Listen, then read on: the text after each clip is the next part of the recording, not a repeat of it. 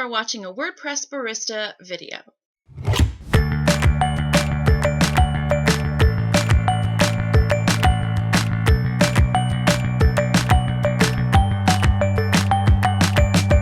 All right, welcome to my blog here. We're logged into the dashboard.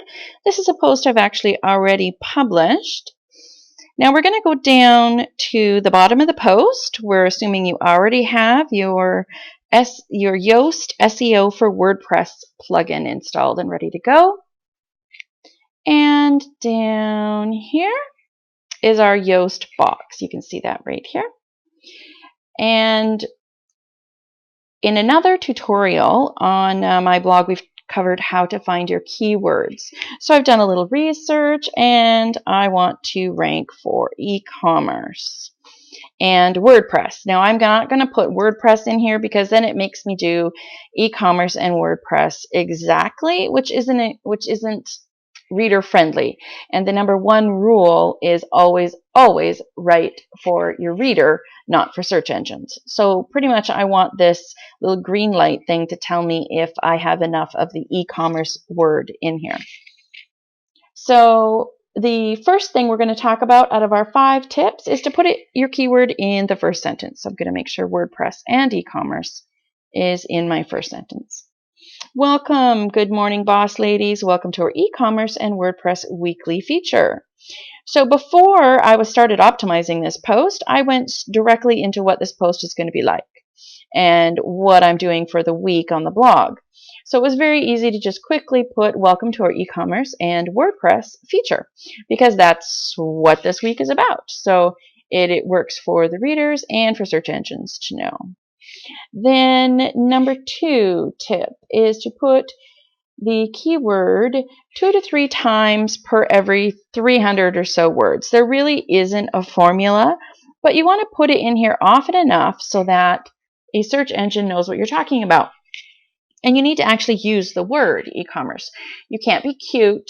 You can't use vernacular or your shop talk or whatever it is in your industry. You have to actually use the words that you are trying to rank for.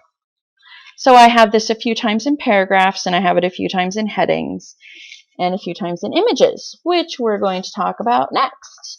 Number 3 is to always use them in images. Now let me show you how to do this. These right here are videos. Let's go up to an image. So Ragungi Press is a featured client this week. You highlight it, press the little pencil, and you can edit it. Now this alternative text is what voice browsers will read. So we want to put in some of these pictures e-commerce, but we do not want a keyword stuff. You can't just put e-commerce in every single alt tag. In this case, I know I've already put e-commerce in a few other photos alt tags. So here, this is just the featured client Ragungi Press picture.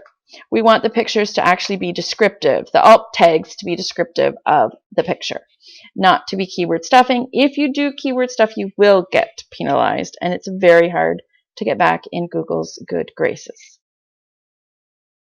This is a good one here, how to select a theme for e-commerce. I could have said how to select a theme for a shop, and I didn't put e-commerce here, which doesn't make sense. So select a theme for your e-commerce website. Now I have it in there. First sentence is the first one. Keyword density is to have it in a few different places. Number 3 is your images. Number 4 is your copy. Make sure that you have enough text.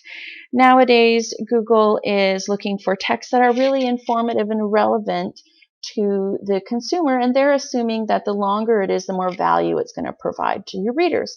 So make sure that you have a good article full of copy that is valuable. And the last one, number 5, is to make sure that it is easy to read. Don't use big words. Don't complicate things. Just put out your thoughts in a really valuable format. Basically, what Google is looking for is that you have actually written for the reader and not for it. So you go down here, and if you've used it a few times, you'll get a green button. Now notice I still have a red button down here because the focus keyword doesn't appear, let me see, in the first paragraph. You know what? I don't actually want these to all be green because I think sometimes this takes it too far. So I have done enough. I have written for the user. For the reader, I haven't written just for search engines. There's no keyword stuffing. And so if there's one thing it doesn't like, I'm totally fine with that. It still has a green light. It's still ready to go. So those are 5 quick tips. Make sure you have an easily read article. Make sure your article is long enough. Make sure that you have alt tags in your images and use your keyword every once in a while. Make sure you have your keyword in your post in exactly the keyword a few times. Don't keyword stuff. And first, make sure it's in the first sentence or so. And that, my friends, are your 5 quick tips. Thank you very much for watching, and be sure to subscribe.